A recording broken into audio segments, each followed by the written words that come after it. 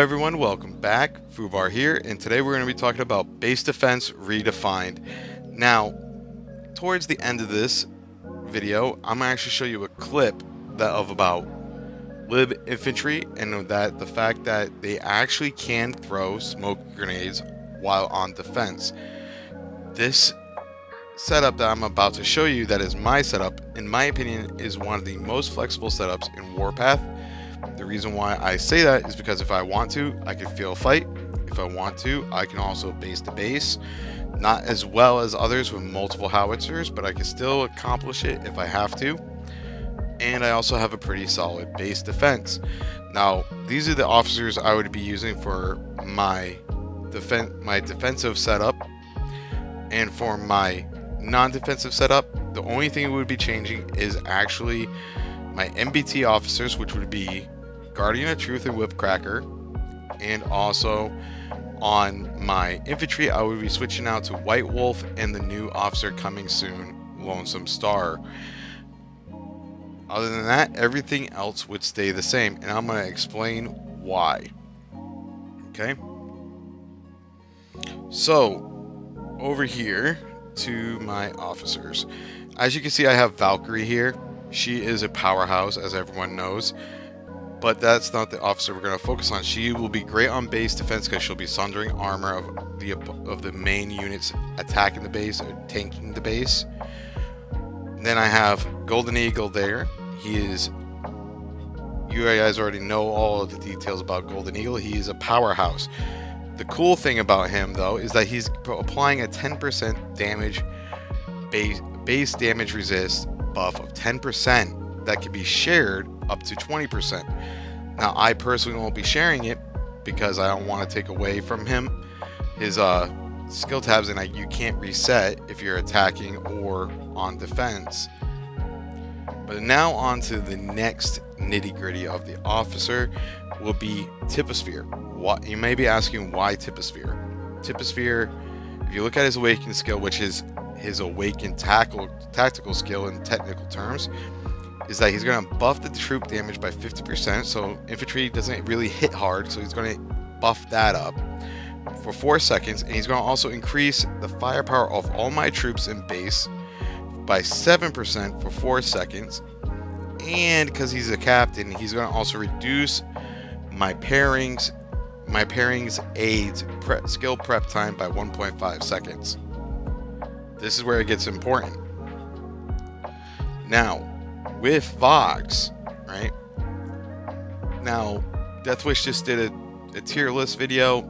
He messed up slightly with Vox.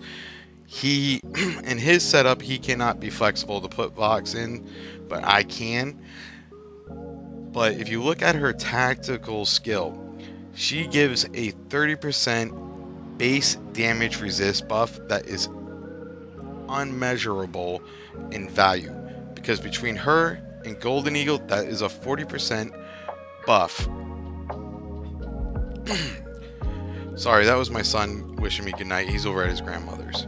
Anyway, also, I'm going to be sharing her You're on Camera passive special skill onto my Martyr Howitzer, because this skill will reduce the firepower by 30% on a target, but it has only a 30% chance of actually taking effect, and it will last for 4 seconds, and it can be triggered every 4 seconds, so there's no cooldown time. Very valuable. Another reason why I want her on my base defense, and I'm really focusing on this, is because she will reduce the prep time of garrison officers by 0.5 seconds. So how that works is, like, usually lead officers go at 8, and then your aid officer skills will go at 9.5 seconds.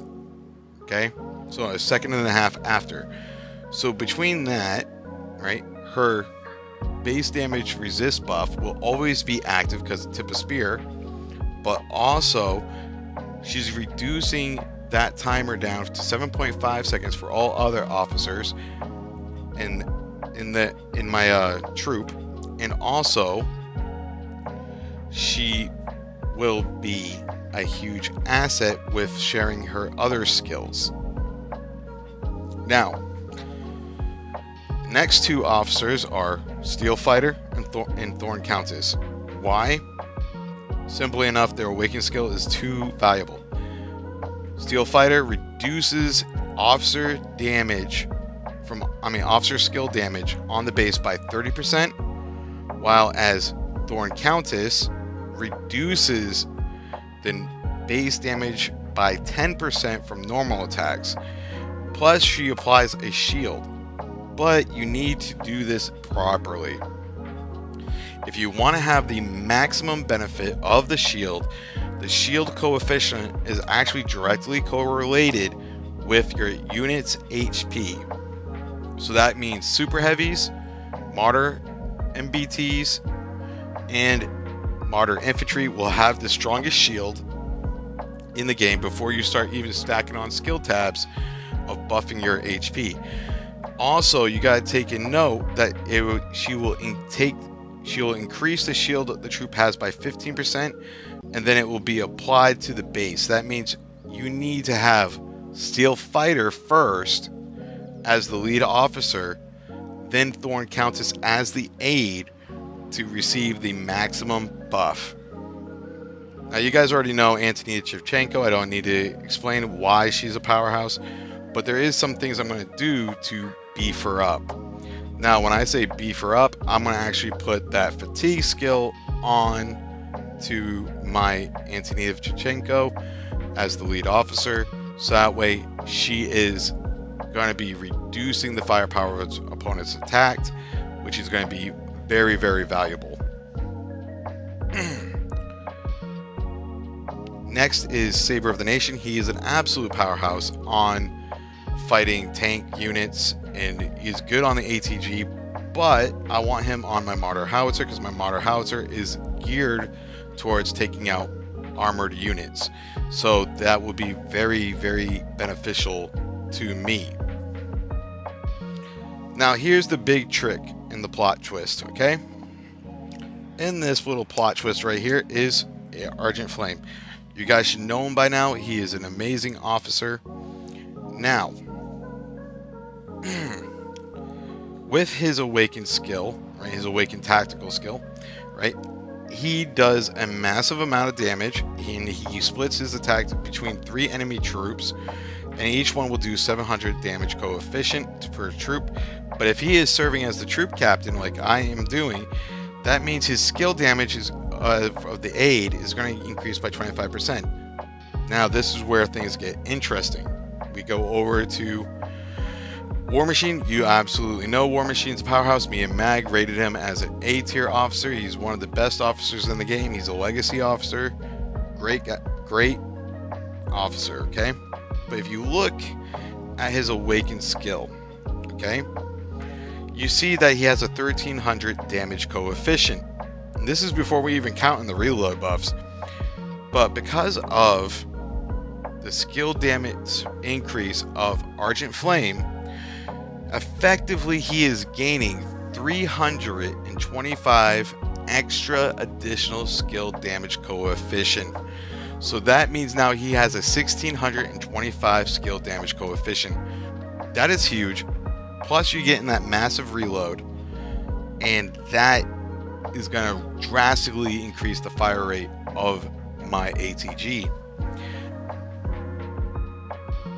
Next, I want to talk about is actually going over to another officer who I have to slightly prioritize, which is actually going to be Eye of Providence.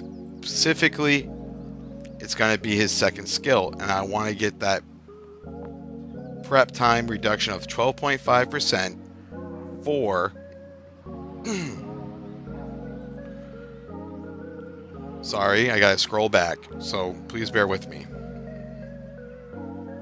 Where is it? For Argent Flame, sorry. So that would be another big benefit as well.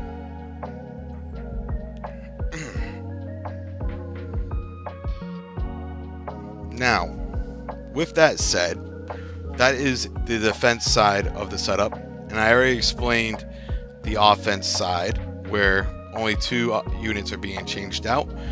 But now you're thinking, well, what's the actual benefit? Well, I have a base shield now that is at maximum health. Only way it could be higher is if it was on a SH, which I'm going to be using a Martyr MBT. But because I'm using infantry and I'm going down this tech tree of all techs in the tech tree, if you scroll down to the bottom, every single tech tree actually gives you base damage and base damage resist. That means just from the tech trees alone, I'll have an additional 50%. This is just advanced. This is not even modern. Additional 50% base damage resist when these trees are finished. This is not easily said and done, but it grows with you. This is also before counting even walls, the fortified walls. So this is a big way to get a huge buff very, very quickly. And kind of affordable too, because all you gotta do is awaken your officers. But this is my setup. This is how I am doing things. And as you can see right here, my walls are pretty much paper mache right now. Nothing is really done yet because I've been focusing on getting my other buildings done first before I start them. And now, the other thing I wanted to mention that is also affected by this base damage and base damage resist is actually the camp buff, which will give me an additional 10%. So that 10% I'm not sharing from Golden Eagle will be made up there. Also, I have no base skins that are paid for, so I'm not getting any buffs from that either. So this is a pretty big deal for me, because this now means from my officers alone, I'm getting 40%. Now with the research, once it's complete, that's 90% plus camp buff, that's 10%, that's 100% damage resist. Now that's before factoring walls. If we manage to get all our walls, I don't know, I think the maximum is 200 when the cap stops. Let's just double check. Sorry for the little wait. Yeah, 12.5. So that's an additional between the 4 walls. That's off the top of my head. That's an additional 50% on top. So that means your maximum right there between the advanced techs and not counting modern, or the basic city defense, or even the advanced city defense, will be at right around 150 roughly. And that's pretty significant for a base damage resist, and that will greatly help you guys in the future. But back to this, that is also I wanted to explain. When I am being attacked, every 15 seconds, my lib infantry, if that unit is hit with the smoke grenade, will actually stop attacking my base for 1.5 seconds, which will buy me enough time for my ATG, my howitzer, and my heli to actually cripple that said unit, which is a very big deal. So I hope you guys enjoyed this video. Now, after this, I'm going to have that video of the lib infantry playing in the background. So if you guys enjoyed this video, if you guys thought this was helpful, please like, comment, and subscribe. If you disagree with my base defense setup or my unit setup as being the most flexible, go ahead and drop a comment below. Let me know your thoughts, because I would love to have a discussion on it.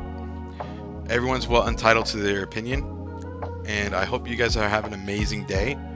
This is Fubar. I have your 6. And if you want to join my community Discord, the link will be in the description below. And excuse me, I just burped.